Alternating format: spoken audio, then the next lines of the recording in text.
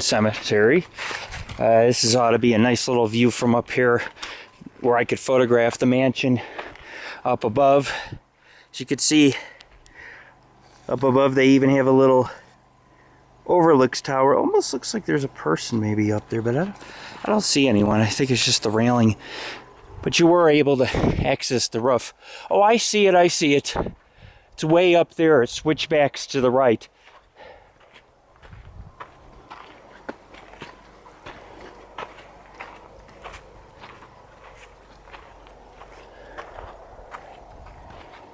This place is amazing.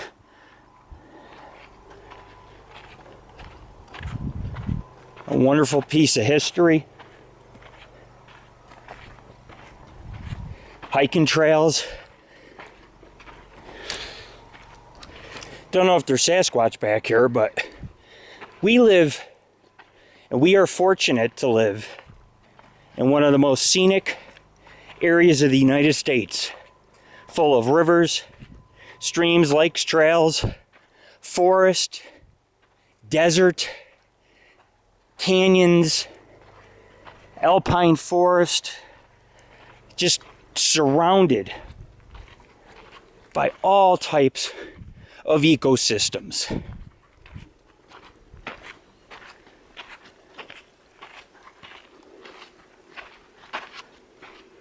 Oh yeah. This should give you a good perspective of what Bowers Mansion looks like from above in its size. And of course, if I stop for a second, you can see you have Washoe Lake. That's Washoe Lake. And just beyond that, to our right, is the Carson Valley, Carson City. And then you have Bowers Mansion right below. And of course, we're heading up into the Sierra Nevadas.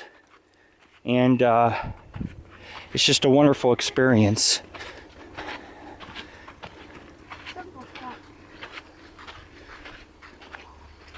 It's very pretty up here. There's a windmill over there.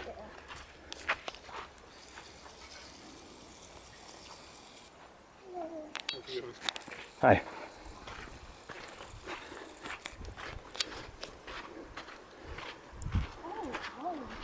Wow, what a view. Here's the cemetery right here. We're here. Oh yeah.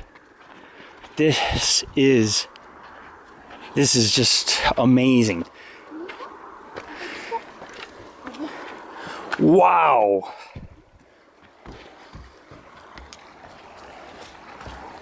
Not much of a cemetery, but Persia Bowers, Lemuel Bowers, Eiley Orem Bowers. Anyways, let me give you guys a brief history of the cemetery and this area, okay? Basically what happened was when Virginia City came around and the Comstock had rolled around, the Bowers had came to this area. They struck it rich. Their mine made anywhere from $18,000 a day to a week, which was worth, in those days, $1 million. This is why they were able to build a mansion. Truth be told, Persia, if you're here with me, please speak into the recorder. Persia was Eiley's daughter, her beloved, and passed away from sickness. And then, of course, what you have here is Eiley's husband, who had passed away. He developed silicosis in the mines. Silicosis is a very dangerous disease. With basically what happens is your lungs get filled with small dirt particles. Eventually, the air sacs, you bleed from them and you suffocate to death. The town of the Widowmaker, which is in central Nevada, we visited that ghost town.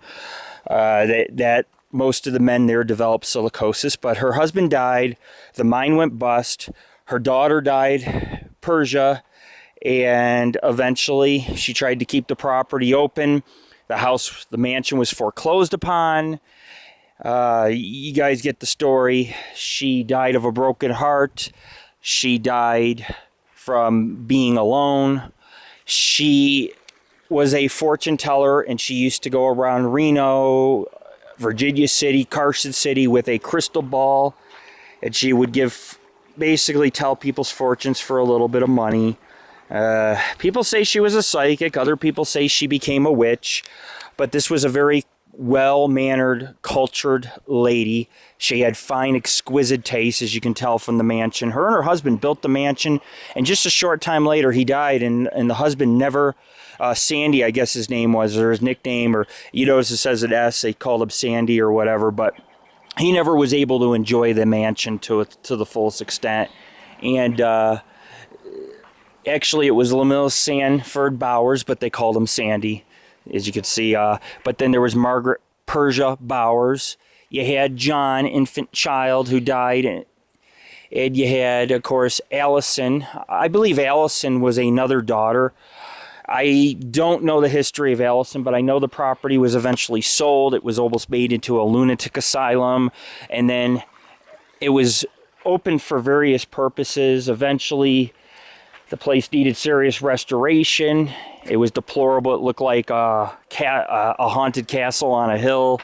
And eventually, in the 40s, they made it into a park and started restoration. And here you have it. You got a nice park today in Nevada. And like I say, we are fortunate to be able to live in such a place with history, with so many different types of faunas and sceneries. I mean, you have the high desert straight ahead in a big open valley with a lake, and behind me, if you were to travel a few miles over these mountains, you would come out into the Lake Tahoe area. So this is Bowers Cemetery. Rumor has it that a suicide or death had occurred at this mansion. These could be urban legends, but they said that Eileen had hung herself on the porch, or that she had took her own life here. I don't know. Maybe it was Allison Oram Bowers. I don't know. But I do know that I see 3 graves here, and I'm trying to figure out where the rest of the other family members are buried. If you notice, what stands out more than anything here is the Masonic symbol in the center of all these names. So it was obvious that, like a lot of miners were Masons, that Lemuel Sanford Bowers was a Mason, and this is a Masonic, definitely a Masonic devoted tombstone marker. And it does list all the names, so I feel that there might be some unmarked burials, which might make some good EVP sessions where we can actually talk to these entities if they're willing to come out and play. But anyways, we have Jared with us. Jared, what do you think about this place? I don't know. What's your thought on the mansion?